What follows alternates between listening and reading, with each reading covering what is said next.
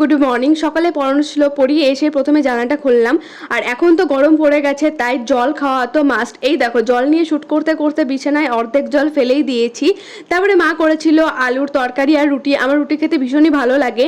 তারপরে আমার দুপুরবেলায় পড়ানো ছিল। এখন যা রোদ পড়েছে বাপরে বাপ।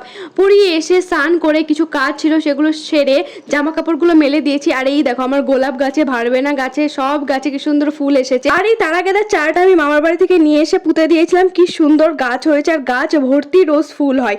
তারপরে নিচে এসে আমি গোপুকে পুজো দিয়ে নিয়েছি। দুপুরবেলা ঘুমিয়ে গেছিলাম, সন্ধ্যের সময় উঠে দেখছি ছাদ থেকে জামা কাপড় তোলা হয়নি আর ট্যাপটাকে বন্ধ করা হয়নি, তাই বন্ধ করে নিচে এসে আবার সন্ধ্যা দিয়ে নিলাম। তারপরে মা আমাকে চা বিস্কুট করে দিয়ে করেছিল হচ্ছে সুজি, কিন্তু মা চেয়েছিল সুজিটাকে বরফি করতে, কিন্তু সেইভাবে করা হয়নি।